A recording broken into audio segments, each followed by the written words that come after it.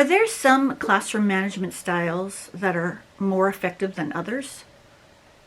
Stay tuned.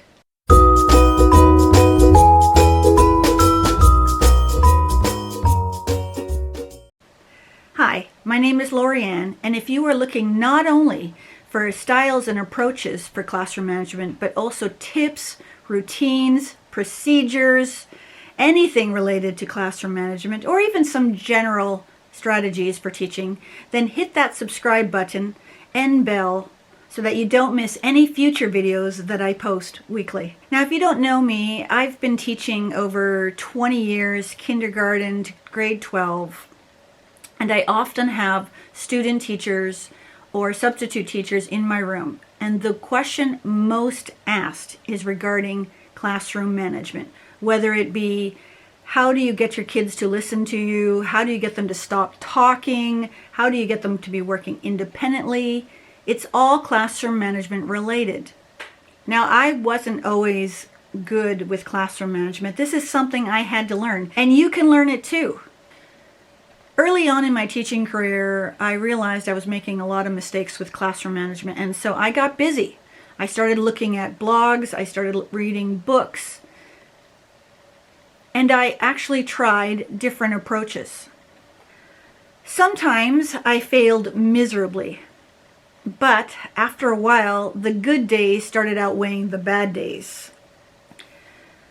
So when I was reading about all these different styles, I started to see myself literally in all of them.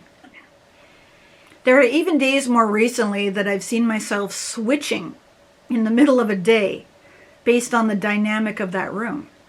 And just as a word of encouragement, you are not fixed to one style of classroom management. I have switched. I am sure there are thousands, if not millions, of teachers out there that have made switches. It's totally doable. So even though there are mainly 4 classroom management styles or approaches, we're only going to address 2 in this video because, well, honestly, it can take a long time to explain them, and I wanted to keep these videos short. So we're just going to look at 2, and then I will have a follow-up video in the next couple days on the other 2. So first of all, classroom management styles are either teacher-led or they're student-led. Somebody is running that classroom. Is it you or is it the students? Now, I don't want this to sound like it's a me versus them or us versus them approach or attitude. It's not that at all. But somebody needs to take responsibility. And the question is it going to be you? So let's start with the student-led approaches. There are mainly 2. The first one is what we call permissive, indifferent, or don't care approach. As it says in the title, the teacher really doesn't care about the students. They don't care even about their job. Sometimes they will show a movie that has nothing to do with the subject. They might come into the class with a newspaper or a tablet and just start reading. Often they'll post something on the whiteboard or on the projector, talk about it for the first 2 or 3 minutes, sit down, and they never talk again. And the students don't actually even go up and talk to the teacher because they're not engaged in any way.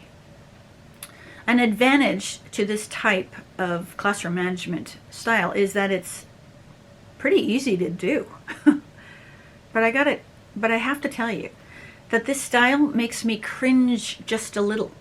I used to be a tutor, and students would often tell me that they had teachers like this. And I apologized so many times because that's not what teaching is about.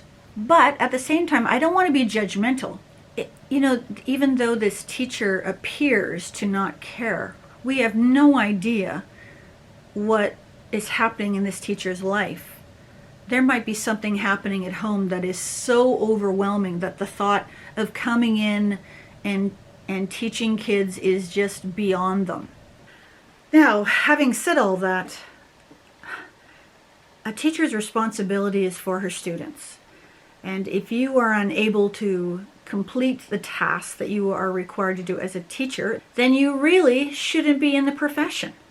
Or you could even maybe request a leave in order to get things at home settled and taken care of.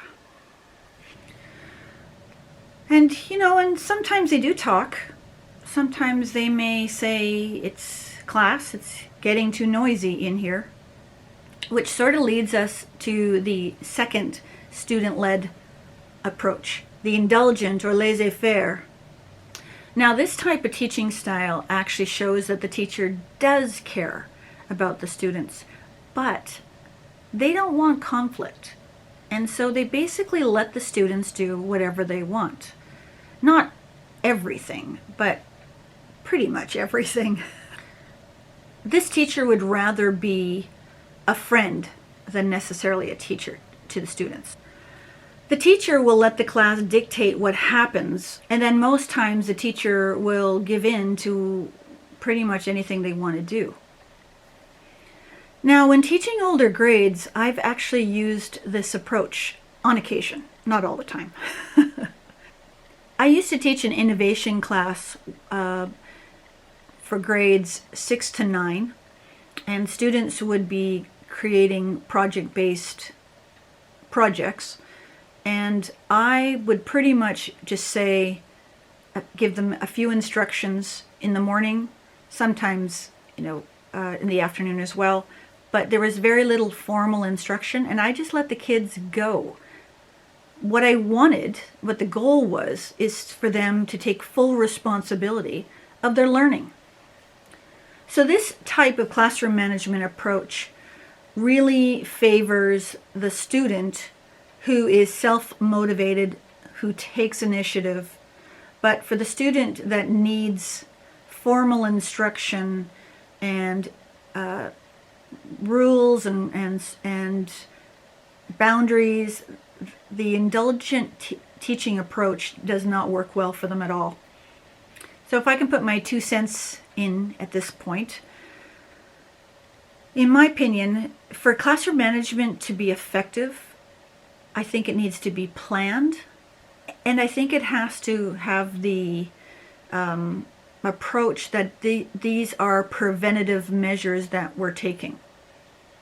Because I think if you choose to let your classroom management be reactive as opposed to preventative, I think you're going to always be feeling a little bit flustered or floundering because you hadn't thought about something ahead of time. You just waited until it happened. And it puts you on the spot. And unless you are one who's quick to make decisions, that can be incredibly stressful for you. When you have an approach that is more student-led, the teachers that I know that do this tell me that they do it because they want students to solve their own problems. They don't want to have to solve everything for them. So you can look at both of these approaches as positive or negative. I do find that neither one of these approaches work well when you're teaching primary children, because they can't problem solve if their life depended upon it. They are always looking for you to solve problems. They expect that you are going to be fair and impartial, and so to allow a primary class reign of your room, I think you're asking for a tidal wave of problems. So let's stop for now. Please comment below what classroom management style or approach do you use in your classroom? Or if you are a student or a graduate, do you ever remember a teacher having one of the student-led approaches in the classes that you attended? I'd really love to hear from you. And don't forget to hit the subscribe and the bell so you don't miss any future videos.